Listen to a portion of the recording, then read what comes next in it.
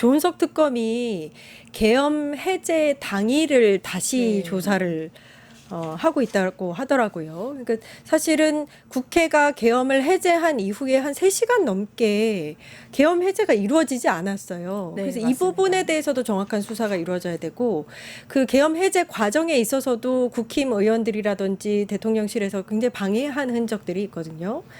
네, 그래서 제가 지금 오늘 오면서 그 당시에 국민의힘 카톡방, 그 텔레그램 방을 한번 그 언론에 나와 있는 기사를 읽어봤습니다. 예. 근데 그때 당시에 이제 사건이 터지고 나서 계엄인데 어떻게 할까요? 더불어민주당은 민주당은 지금 국회로 간답니다. 우리 어떻게 할까요? 대표님 지시를 내려주십시오. 했더니 보니까 한동훈 같은 경우는 그게 의원 단톡방이기 때문에 들어가 있지 않아서 이제 한동훈 네. 그 말을 이렇게 옮기더라고요. 그래서 국회로 한동훈 대표가 모이라고 합니다. 이런 얘기가 있었고, 그리고 나서 계속 자기들끼리 빨리 어디로 모여야 되는지 지시를 내려주십시오. 이런 말을 계속 합니다. 근데 추경호 원내대표가 처음에는 이제 국회로 오라고 해요. 네. 국회로 오라고 하더니 지금 국회 진입이 안 된다. 근데 저는 그 논리도 좀 맞지 않았던 게 들어가기 어려우니까 당사로 와라.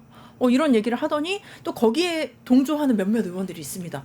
지금 방금 추경호 원내대표와 연락을 했는데 지금 당사로 오라고 합니다. 당사로 모이십시오. 이러면서 처음에는 중간에 혼란스러웠던 분들도 있었던 것 같고, 그래서 이제 회관으로 가셨던 분은 가시고, 그리고 또 당사로 가면서 계속 얘기를 하는 게 계속 당사에 지금 10명입니다. 30명입니다. 50명입니다. 이런 식으로 당사에 있는 인원들을 계속 보고를 해요. 그 말은 저도 만약에 그런 얘기를 들으면 이거 당사로 가야 되나? 이렇게 생각이 들 것 같아요. 근데 그런 상황에서도 또 어떤 의원들은 이제 지금 그래도 국회를 들어갈 수 있습니다. 우리가 지금 출입증을 찍고 들어가는 곳이 따로 있거든요. 그러니까 예. 우리 정문 같은 경우는 출입증 안 찍고 이제 지키시는 분들이 있지만, 이제 옆에 쪽문 같은 경우는 우리 지하철 입구처럼 이렇게 출입증을 찍고 들어가는 데가 있습니다. 그래서 그쪽으로 들어오십시오. 아니면 도서관 쪽으로 담을 넣으십시오. 이런 얘기를 하는데, 결과적으로는 그 추경호 원내대표는 계속 당사로 와라. 처음에는 본회의장이다, 예결위원장이다 하다가 결국엔 계속 당사로 오라고 얘기를 합니다. 그래서 저는 이 부분이 굉장히 좀 의심스럽고, 그렇기 때문에 지금 우원식 의장이 지금 또 조사를 받지 않았습니까? 그러면서 이제 우 의장이 했던 말이 2번의 통화를 했다. 추경호 원내대표와 두 번의 통화를 했는데, 첫 번째는 그 1시간 뒤인 오전 1시 30분에 본회의를 개회하겠다라고 통보를 했대요. 새벽 0시 29분입니다. 예. 그런데 추 원내대표가 1시간이 너무 짧다. 의원들 모으는데 시간이 필요하다. 이렇게 얘기를 했다고 그게 합니다. 몇 시쯤 나눈 네, 대화인가요? 이게 지금 새벽 0시 29분입니다. 그러면 말이 안 되죠. 이미 시간이 많이 예. 지났고, 사실은 지방에 있는 의원들도 국민의힘 의원들조차도 지금 내가 KTX를 타고 올라가고 있습니다. 12시면 도착할 것 같습니다. 이런 얘기까지 있거든요. 그런데 12시 29분 새벽에 1시간은 너무 짧으니 국회의원 모으는데 시간을 좀 달라는 거죠. 시간을 좀 필요하다라고 답했으며, 그리고 0시 38분에 다시 우 의장이 개의를 0시로 앞당기겠으니 빨리 지금 와라라는 이런 메시지를 남겼는데, 근데 너무 급하다. 의원들이 들어올 수 있도록 조치를 해야 되지 않겠냐라는 얘기를 했다고 합니다. 네. 타이밍이 정말 공교로운 게 네. 이번에 특검이 이 부분을 좀 들여다보고 있는 것 같아요. 이 윤석열이 특전사령관한테 지금 정족수 안 찼으니까 의원들을 끌어내라라고 말한 시간이 딱 그 사이 시간입니다. 그러니까 0시 30분에서 40분 사이에 정족수 안 찼으니까 끌어내라라는 전화를 했다는 거죠. 예. 그리고 또 추경호 원내대표 같은 경우에는 시간이 한 11시 3분쯤에 아니죠. 11시 22분에 윤석열과 통화하고, 예. 그리고 윤석열은 추경호와 통화한 이후에 30분경에 특전사령관한테 끌어내라 라는 지시를 했습니다. 그렇기 때문에 이 사이 시간이 굉장히 공교로워서 이 부분에 관련해서 추경호 원내대표가 일부러 고의적으로 이 의원들을 당사로 밖으로, 본회의장 밖으로 유도한 것인지, 길바닥에서 우왕좌왕하게 만든 것인지에 대한 조사가 필요한 상황이고, 우습게도 추경호 원내대표는 11시 50분부터 2시 정도까지 국회 본회의장 옆에 있는 국민의힘 원내대표실에 있었다는 기사 보도가 있습니다. 예. 그러니까 본인은 본회의장 근처에 있으면서 이제 예결위장으로 오라고 했다가 당사로 오라고 했다가 계속 지시만 하고 있고, 의원들은 중앙 당사에 갔는데 원내대표가 안 오니까 의총을 한다는데 왜 원내대표는 안 오냐고 계속 기다리고 있고, 문자는 10분 단위로 계속 어디로 와 바뀌고 있고, 이런 정신없는 상황을 만들어낸 거죠. 이게 비단 추경호 원내대표의 어떤 상황 부족과 이런 것이었는지는 알 수 없지만, 적어도 본회의장에 적극적으로 들어와서 이 계엄은 잘못됐고 이 계엄은 해제해야 된다는 의지가 없었던 것만은 분명하다. 그건 분명하죠. 그건 추경호는 분명하다고 생각합니다. 본청에 2시까지 있었다는 거잖아요. 그렇죠. 그러면은 당사에서 다 모아서 한꺼번에 본청으로 들어와야 할 이유가 하나도 없거든요. 네, 전혀 없죠. 무슨 뭐 아니면 뭐 예를 들면 정말 무슨 철제 무슨 버스라도 준비를 해서 그 버스를 타고 뭐 뚫고 들어간다. 뭐 이런 경우도 아니고 그 의원들 단톡방을 보면 국힘 예. 의원들 단톡방에 지금 헬기가 내려오는 것 같습니다. 군인들이 지금 국회에 들어갑니다. 어떻게 해야 할까요? 대표님 알려주세요. 저희 어떻게 해야 되나요? 어디로 모이나요? 이런 계속 그런 톡이 있거든요. 그럼에도 불구하고 그렇게 했다. 근데 본인은 이제 국회에 있었다는 것 자체가 이게 국회의원이라는 그 신분 그리고 국회의 본회의장이라는 그 상징적인 공간 이것은 우리가 그냥 단순히 뭐 발을 내들여서 뭐 이곳을 간다 저곳을 간다 이런 것이 아니고요. 사실은 국회 본회의장 같은 경우는 저도 이제 의원을 할 때 보면 이제 보좌관들도 들어갈 수가 없고요. 그래서 예. 철저하게 의원들만 들어갈 수 그렇죠. 있는 공간입니다. 그렇기 때문에 그 안에서 국회의 자율권이 보장이 되는 곳이고 어떻게 보면 경찰이나 군대의 외부 공권력이 들어올 수 없는 곳이라고도 볼 수 있겠죠. 그러면 본인은 굉장히 그렇게 안전한 곳에 있으면서 사실 당사 같은 경우는 우리가 뭐 압수수색도 하고 뭐 당사에 뭐 검찰이 들어가거나 경찰이 들어가지도 그런 경우도 있지 않습니까? 예. 그렇다면 자기가 어떻게 보면 수장이고 자기를 같이 따르고 있는 의원들은 지금 당사에 남겨놓는다. 저는 이것 자체도 굉장히 위험한 생각이고요. 정말 너무 이해가 되지 않고 이 부분은 말씀하신 대로 이게 뭐 판단 미스라든지 능력 부족 저는 이런 것 같지는 아닙니다. 않습니다. 예. 분명히 지시를 받은 게 있고요. 그 사이에 의원들 정족수가 채워지지 않도록 하려는 의도적인 목적이 충분히 있다. 그리고 저는 그 사람들도 찾아야 됩니다. 그 단톡방에서 추경호를 지지하면서 추경호의 의견을 대신 전달하는 의원들이 있습니다. 중간중간에 그런 역할을 한 사람들이 있거든요.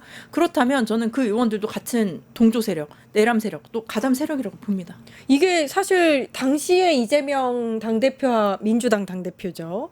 굉장히 배치가 되는 게 이재명 당대표는 바로 유튜브를 꺼내서 당장 지금 본회의장으로 오십시오. 그렇죠. 이렇게 간단 명료하게 지시를 내리고 전체 이제 올 수 있는 민주당 의원들이 다 모였었거든요. 그래서 해제할 수 있었던 건데 맞습니다. 추경호는 오히려 방해한 거죠. 그리고 요 계엄 당시에 나경원 의원 같은 경우에도 윤석열과 통화했다는 그 정황이 있잖아요. 네, 통화를 했다고 하고 그런데 본인들 추경호나 나경원은 이제 부인하죠. 뭐 계엄 관련해서 표결 얘기를 들었다거나 그런 얘기가 아니라 미리 알리지 못해 미안하다라는 예. 통화를 받았다는 겁니다. 아니 지금 국회에 군인들이 들어와서 지금 몸싸움이 일어나고 있는데 네. 미리 알리지 못해 미안하다는 이 무슨 헛소리입니까? 이거는 그냥 둘러대는 말에 불과하다고 생각하고 분명히 어떤 지침이 있었다. 그리고 실제로 이들은 계엄이 해제되고 난 이후에 파면되기 전에 탄핵됐을 때도 계속 이 대통령실 앞에서 진을 치고 서 있었습니까? 나경원 의원은 특히 거기 서 있었지 않습니까? 이런 사람이 이 내란 계엄을 몰랐다, 미안하다는 전화를 받았다? 이거는 그냥 납득할 수 있는 설명은 아니죠. 네, 우리가 기억해야 될 게 당시 국힘 의원 108명 중에서 90명이 참여를 하지 않았습니다. 표결에. 네.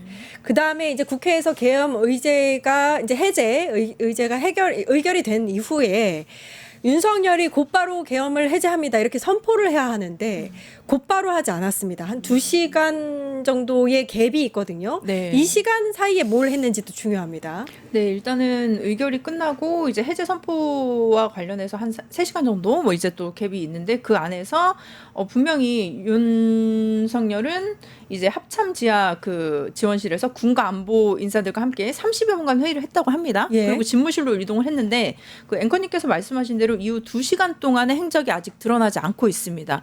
그래서 이 2시간에 윤석열 씨는 이제 국회법을 찾느라 늦었다. 뭐 이런 식의 해명을 또 하기도 했어요. 그런데 이 상황에서 지금 1분 1초를 다투는 이 상황에서 그렇게 지연이 됐다는 거는 저는 이 시간에 윤석열이 누구와 얘기를 했고 누구를 만났고 이 부분에 대한 저는 명확한 좀 조사가 더 필요하다고 봅니다. 그렇죠. 그렇다면 약간 우리가 이 퍼즐이 맞춰질 수 있는 게 사실은 그 2시간 동안에는 제가 봤을 땐 과거에 계획하고 같이 모의했던 사람들과 연락을 좀 하지 않았을까 싶습니다. 그래서 그 현장에 있는 뭐 국무위원들이랑 뭐 얘기를 한다든지 그럴 수는 있었겠지만 적어도 이것을 계획하고 실행했던 사람들 A부터 Z까지 다 알고 있는 그 사람들이 이 판단을 지금 내가 어떻게 내려야 하는가라는 그런 것들을 좀 묻진 않았을까라는 생각을 해봅니다. 그러니까 2차 계엄을 모의했을 것이다 이렇게 보시는 거죠. 네, 일단 1차 계엄을 지금 여기서 멈춰야 하는가라는 것, 그리고 그 멈춰야 하는 것은 이것을 처음부터 디자인한 사람들, 그 사람들과 한번 좀 얘기를 해봤을 것 같고요. 그리고 이것을 뭐 멈추는 척하면서 다시 한번 2차를 했을까? 아니면 뭐 그런 것들도 좀 우리가 상상을 해볼 수 있죠. 네. 당시에 신원식 전 국가안보실장, 정진석 전 비서실장, 김용현 전 국방부 장관 다 함께 만나서 모의를 했습니다. 그렇죠, 의원님? 이 시간대에 이 여러 보도가 있습니다. 실제로 그때 국회 특위에서 조사를 하고 또 진술을 하면서 여러 밝혀진 사실들에 따르면은 윤 대통령이 해제돼도 내가 이 두변세변 계엄하면 되는 거 아니냐 뭐 이런 진술을 했다고도 하고 뭐 말씀대로 계엄 해제를 요구할 법적 근거를 찾게 법령집을 가져오라고 그렇죠. 하기도 하고 또 뭐 한편으로 또 다른 측면에서 보면 그때 당시에 계엄 해제가 되기 전까지 여전히 한 3시 새벽 3시 반까지 이 특전사 공수여단들이 국회 근처에 있었다는 겁니다. 맞아요. 그리고 예, 우원식 공간의 근처에서 우원식 의장 공간의 근처에서 계속 대기를 했다고 합니다. 이 얘기는 통수권자가 명확하게 계엄을 해제하거나 혹은 내지는 이 상황을 해제하고 해소하려는 의지가 없었다는 방증이고 와. 이 2차 계엄을 준비하려는 노력을 했을 것이다. 그리고 실제로 윤석열은 이 우리가 상식적으로 그냥 생각해봐도 그렇습니다. 예.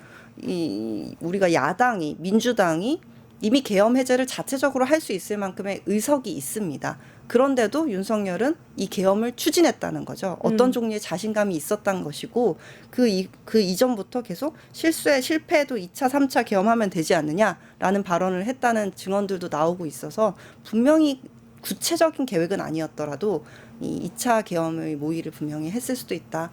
네. 생각합니다. 조은석 특검이 관련해서 수사에 들어갔다라는 소식까지 살펴봤습니다. 정치하는 언니들 여기까지 하고요. 정은혜 전 민주당 의원님, 박수빈 서울시의회 의원님과 이야기 나눠봤습니다. 감사합니다. 네, 감사합니다. 예. 이어서 김창현의 창이 방송되고요. 저는 내일 4시 50분에 다시 찾아뵙겠습니다. 함께해 주신 여러분 정말 감사합니다.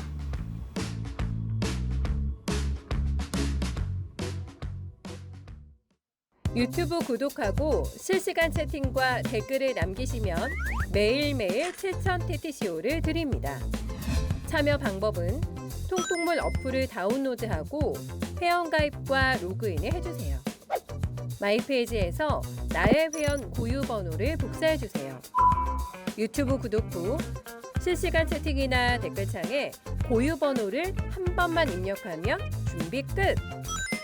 지금 유튜브 채팅과 댓글 쓰기 참여하고 7,000TTCO 받아가세요.